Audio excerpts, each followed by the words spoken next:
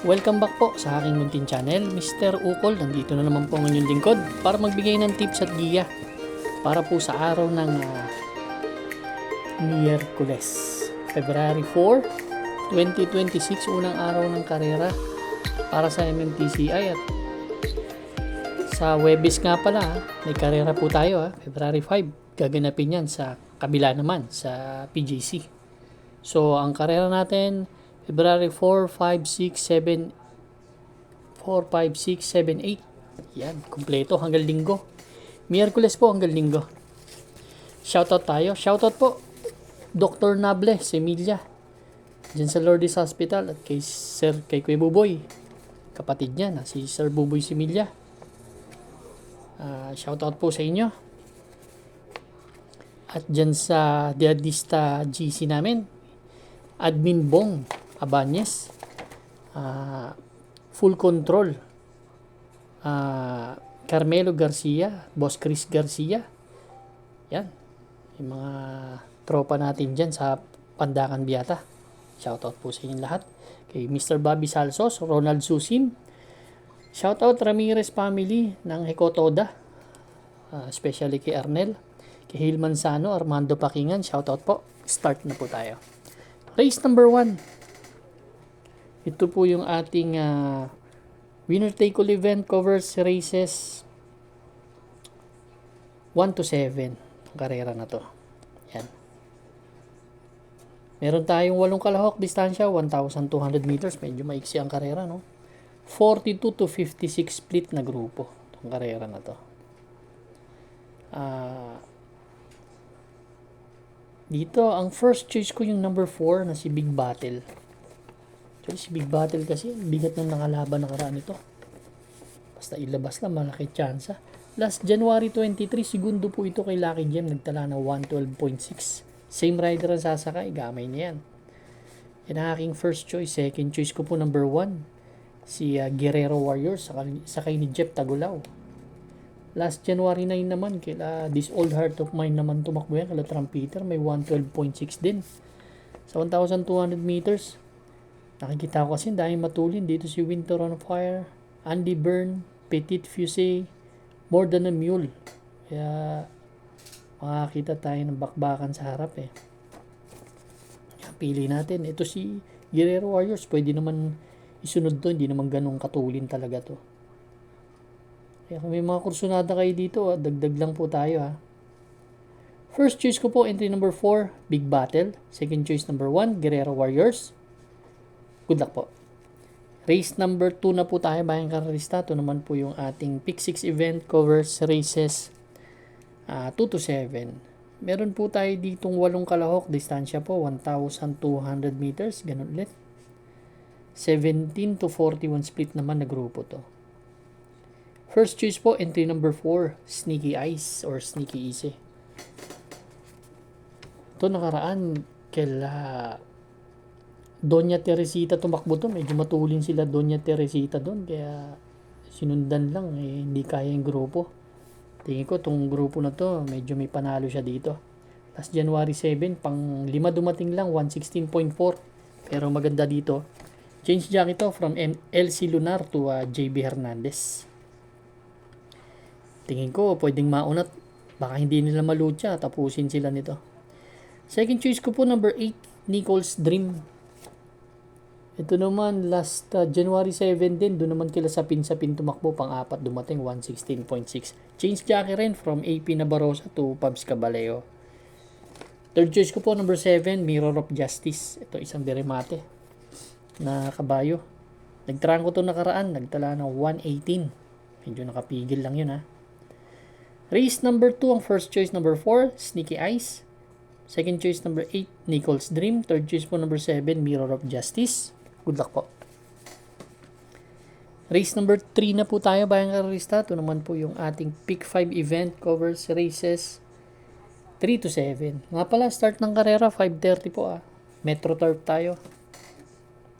Dito meron tayong 8 kalahok. Distansya, another 1,200 meters and 17 to 41 split ulit na grupo. Karera na to. Ang first choice ko po, yung entry number 1 na si Mr. Manilenial. Although marami matulin, nakikita ko talaga si Sahib, Bishop Blue, Great Britain matutulin, pero sanay kasi sa 1,400 meters ay 1,200 meters to si Mr. Manilenial at dito lang tumatakbo talaga to. May best time na 1:14 yan. Second choice ko po yung napaka-impresibong ginawa nakaraan nito, si Walking on Sunshine, number 8. Ito, nag-stumble pa sa labasan to, numero 2 to eh. Nag-stumble sa labasan.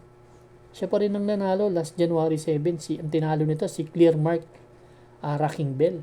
May 114.4 po na prueba yan. Same rider ang sasakay. Kaya kung makakalabas siya na maganda rito, malaki ang chance ang manalo. Second choice ko po, number 3, Bishop Blue. Itong magandang kabayo na to. May tulin din siya. Pwede rin isunod. Baka maganda yung ma-rate nung YL Bautista. Makachamba. Race number 3, first choice number 1, Mr. Manilenial. Second choice number 8, Walking on Sunshine. Third choice po number 3, Bishop Blue. Good luck po. Race number 4 na po tayo, bayang karista. Pick 4 event covers races 4 to 7. Meron po tayo ditong 8 kalahok. Distansya, 1,200 meters lang.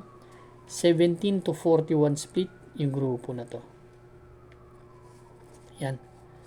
Ang first choice ko po, number 7, California King.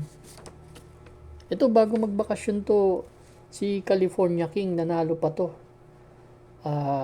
Last November 8, si Footloose ang tinalo nito, sila Kulma, may 128.4 po na tinala sa 1,400 meters.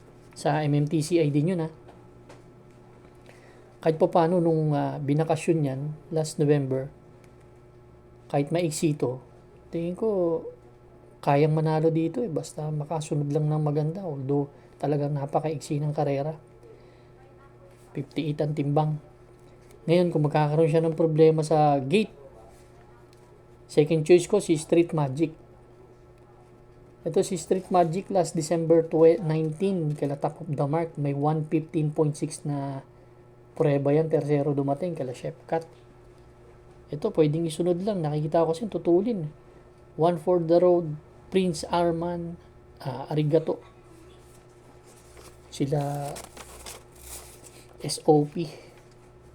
Pwedeng isang bigla ito. Race number 4, kung may mga kursunada, dagdag lang po kayo Pero ako, first choice number 7, California King. Second choice number 5, Street Magic. Good luck po. Race number 5 na po tayo, bayang karista. Ito naman po yung ating last extra double and last daily double plus 1. Meron po tayo ditong 8 kalahok. Distansya po, 1,200 meters again. 17 to 41 split na grupo. Ang first choice ko po, number 1, Primavera. Although, hindi maganda tinakbo nito. Kaya lang, bagong babae ito. Actually, sa Lundagan, siya nga nauna galing to sa 42 to 56 split. Huling takbo nito, last January 23. Pang-anim lang dumating kila Unlivern Grand Majesty. May 116.4 na tinala. So, bagong babayan. Same rider ang sasakay. Ang second choice ko yung number 6, Arcturus. Ito naman, medyo magaling din. Maganda rin ang tinakbo na karaan last January 7. Segundo to kay Doña Teresita, 114.81 tinala. Pero may best time na 114.2 yan. Ang tumakbo yan kay Jubel's Glory last December 17. Magbibigay akong third choice yung galing sa panalo, although makyat ng laban, pero baka chamba, palaging labas to. Si Windstorm, last January 21 lang nanalo to. Si Metal String ang tinalo, 1.14 ang tinala. Race number 5, first choice number 1, Primavera.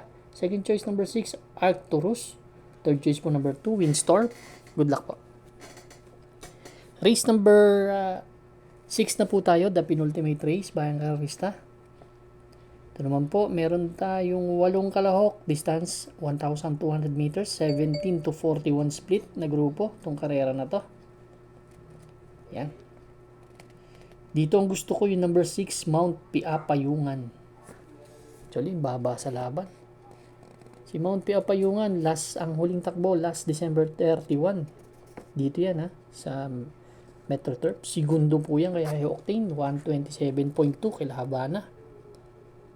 Kaya bagong baba din, galing din to sa 42 to 56, kaya tingin ko medyo outstanding dito. Kaya susuloyin ko po, number 6, Mount Piapayungan. Good luck po. Race number 7 na po tayo, Bayang Karista. Last and final race for Wednesday night racing. Para tingnan po ng ating mga exotics. Winner take all, pick 6, pick 5, pick 4, last extra double, and last daily double plus 1. Dito, meron tayong 8 kalahok ulit, 1,200 meters distance, 17 to 41 split. First choice po, number 8, Johnny Bunny. Galing po sa dalawang sunod na panalo yan dito sa Metro Turf. Ang huling panalo, last January 23. Although si Tokyo Rumba lang ang tinalo, pero Ugando nanalo naman ito malayo. 114.8 ang tinala. And then last December 17, may 114.2 naman yan. Second choice ko po, number 7, si Snow White. Isa rin sa mababa sa laban. Ito minsan, kahit na maiksi karera, nananalo po yan Si Snow White. Bagong baba din yan. Ang third choice ko, number 3, High Quality. Ito naman, matapang sa laban naman to. Giant killer din tong kabahay na to. May tulin. May rimati din. Race number 7, ang first choice number 8, Johnny Bunny. Second choice po number 7, Snow White. Third choice po number 3, High Quality. Good luck po, Bayang Karista. Maraming salamat po sa inyo walang sawang pagtangkilik sa aking munting channel. Good luck and stay safe.